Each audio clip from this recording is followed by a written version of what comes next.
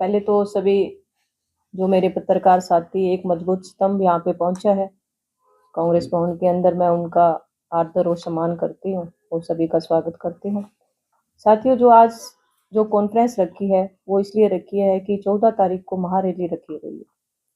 राहुल जी के आदेश निर्देश अनुसार जो वोट चोर गद्दी छोड़ जो अभियान चला हुआ है उसको और मजबूती देने के लिए जो ये रैली रखी है, क्योंकि आप देख रहे हो कि किस तरह वोटों की चोरी हुई, लोकतंत्र का गला घोटा गया। तो उसी चीज को उजागर करने के लिए और ये चीज ऊपर तक पहुंचाने के लिए जो दिल्ली में हम जो महारैली कर रहे हैं, तो मैं सभी मेरे सम्मानित साथी हैं, कांग्रेस जन है, विधायक साथी है, कोई भी है कांग्रेस का कार्यकर्ता, अगर कांग्रेस कार्यकर्ता से अलग भी कोई अपनी बात रखना चाहता है और अपनी बात ऊपर तक पहुंचाना चाहता है और अपने वोट के अधिकार के लिए लड़ना चाहता है, तो मैं सभी साथियों को इस रैली में हाथ जोड़ के निमंत्रण देना चाहती हूँ कि अपनी आवाज को दबने मत दो। अपनी आवाज उठाने के लिए इस रैली में ज्यादा से ज्यादा संख्या में आप पहुंचो और इस रैली को कामयाब बनाने में और अपनी आवाज को, अपने लोकतंत्र को बचाने में हमारा साथ देने का काम करो। धन्यवाद। सिरसा से इस रैली का हिस्सा बनने के लिए किस तरह की तैयारी?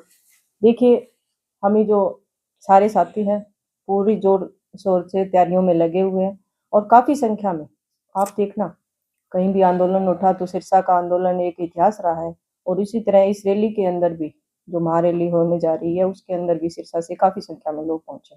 सभी जिलों में इस तरह का कार्यक्रम किया गया था वोट चोरी को लेकर के, अब इस रैली से कितनी मजबूती मिलेगी या क्या कुछ मुद्दे और एजेंडे सामने आएंगे? देखिए, जिस हिसाब से हम देख रहे हैं और राहुल जी मुद्दे उठा रहे हैं तो कार्यकर्ताओं के अंदर एक जोश है, जुनून है और सब जो लोग हैं वो जो अपनी बात है उसको उठाना चाहते हैं और इससे और भी मजबूती आएगी। और आप आगे आने वाला टाइम देखना कि कांग्रेस का होगा, एक दिन ऐसा आएगा कि कांग्रेस का इतिहास रचा जाएगा। सरकार बात करती है विकास की, उपलब्धियों की।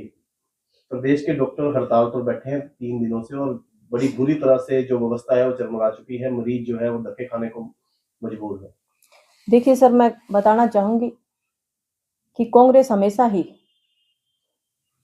हर नागरिक की आवाज बनती आई है, चाहे वो किसान हो, मजदूर हो, डॉक्टर हो, कर्मचारी हो, अधिकारी हो, चाहे आशा वर्कर बहनें हो, चाहे हमारे युवा नौजवान साथी हो।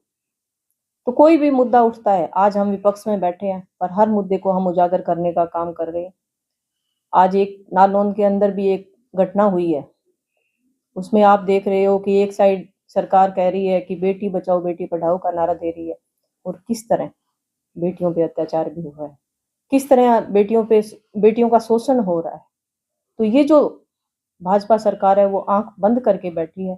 मैं तो सभी साथियों को कहना चाहूंगी कि एकजुट जब तक खड़े नहीं होंगे, ये जो सरकार है ये इसी साथ हर बंदे के साथ, हर नागरिक के साथ ऐसा ही जो व्यवहार है वो करती रहे।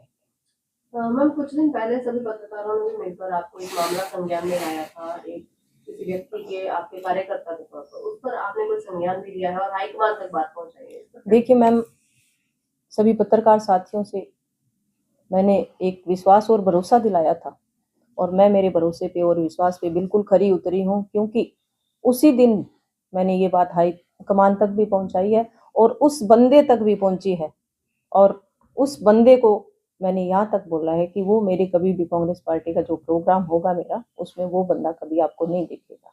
एज ए जिलाध्यक्ष होने के नाते मैंने बहुत ही स्ट्रिक्टली फैसला लिया है और मैं आपको यही कहना चाहूँगी, मैं हमेशा मेरे पत्रकार साथियों के साथ हमेशा खड़ी रहूंगी। अगर कोई भी कांग्रेस पार्टी का कार्यकर्ता आपके साथ ऐसी कोई हरकत करता है तो उसी टाइम उसी को पार्टी से निष्कासित किया जाएगा। और जो ये लड़का बैठा है आज, जो आदमी है, वो कोई भी पार्टी का पदाधिकारी नहीं था, नहीं तो उस पर भी मैं पूरा एक्शन लेने का काम करती हूँ।